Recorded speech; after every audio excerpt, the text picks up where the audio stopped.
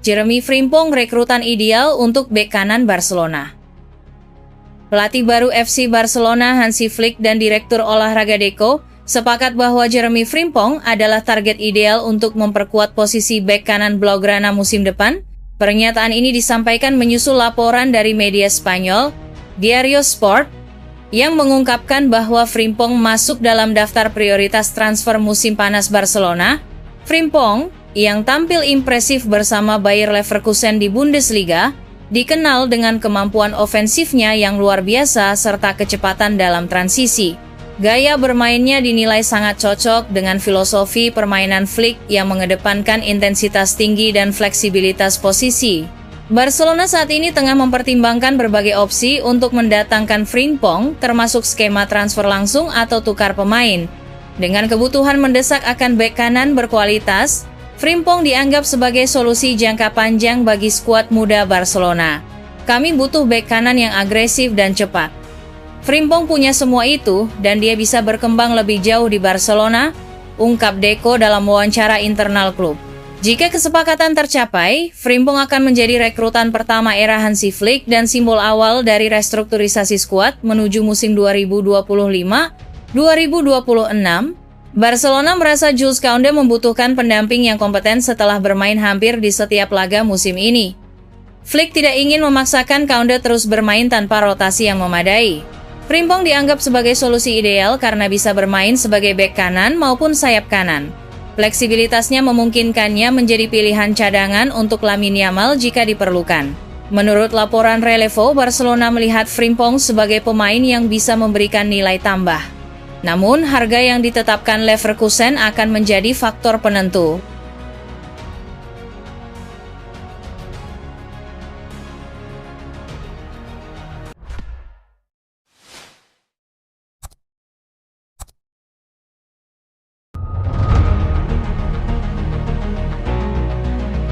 Diam-diam Barcelona punya ide datangkan Rafael Leao ke Camp Nou. Pemain kunci AC Milan saat ini yakni Rafael Leao ternyata diam-diam mulai didekati raksasa asal Spanyol, yaitu Barcelona. Barcelona ternyata punya ide untuk menggait Leao ke Camp Nou. Bahkan, ada dugaan kuat bahwa Leao kini menjadi target nomor 1 Barcelona, menggeser nama seperti Nico Williams dari daftar prioritas mereka, sebuah perkembangan yang cukup mengejutkan. Lebih lanjut, agen ternama Jorge Mendes disebut terus berupaya untuk mewujudkan kepindahan ini. Laporan tersebut juga mengklaim bahwa Leao sendiri merasa bersemangat dengan prospek mengenakan seragam ikonik Barcelona.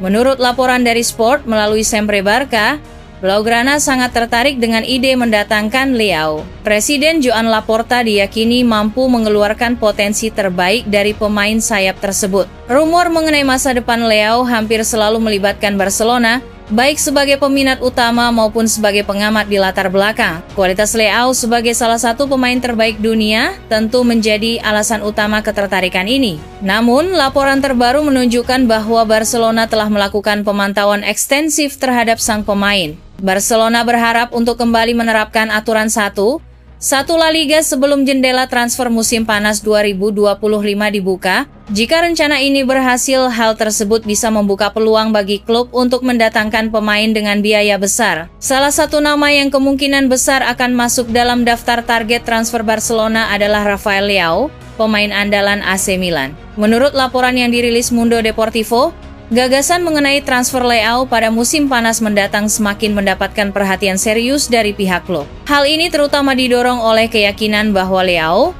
yang kini berusia 25 tahun, dapat berkembang lebih baik di bawah asuhan manajer Barcelona, Hansi Flick.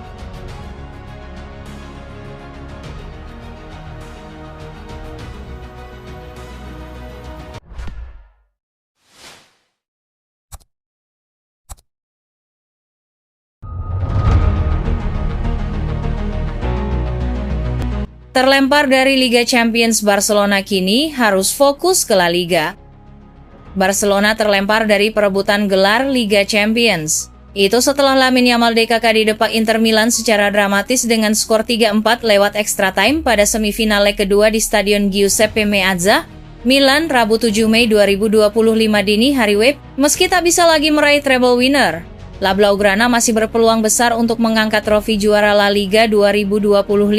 Tim asuhan Hansi Flick kini berada di puncak dengan poin 79, diikuti rivalnya yakni Real Madrid dengan poin 75. Jika ingin juara, Barcelona harus fokus pada pertandingan yang tersisa.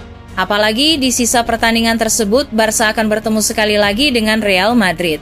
Jika Yamal DKK kalah, artinya mereka hanya selisih 1 poin dengan Los Blancos. Real Madrid sendiri kini tengah berambisi untuk merebut gelar juara liga tersebut. Jika tidak, tim asuhan Carlo Ancelotti itu akan puasa tahun ini sebab gelar Copa del Rey sendiri sudah di tangan Barcelona.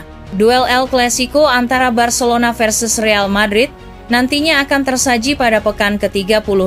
Pertandingan berlangsung di Estadi Olympique Louis Campins pada Minggu 11 Mei 2025, pukul 21,15 WIB. Sebelumnya, Hansi Flick memang menargetkan agar tahun 2025 timnya bisa menyabet 3 gelar sekaligus yakni Copa del Rey, La Liga, dan Liga Champions.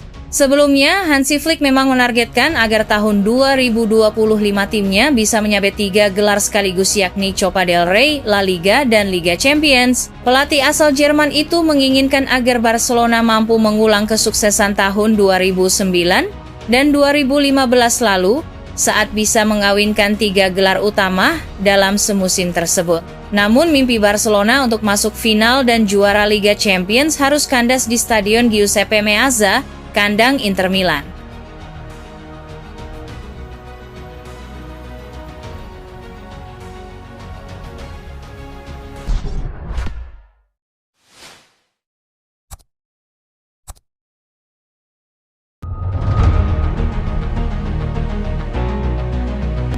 Pemain Barcelona paling berdosa di laga leg kedua semifinal Liga Champions.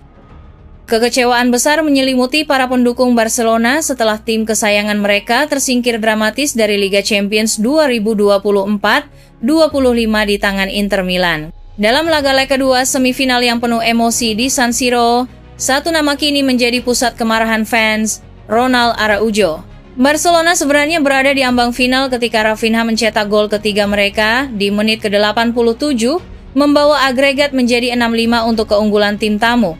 Namun Inter tak menyerah, ketika waktu normal nyaris habis, Francesco Acerbi, bek veteran Inter berusia 37 tahun, menyamakan kedudukan jadi 6-6 agregat setelah mengalahkan Ronald Araujo dalam duel di kotak penalti. Araujo terlihat lambat merespons dan gagal menyapu bola, membiarkan Acerbi mencetak gol yang membuat stadion meledak. Namun petaka belum berhenti di situ.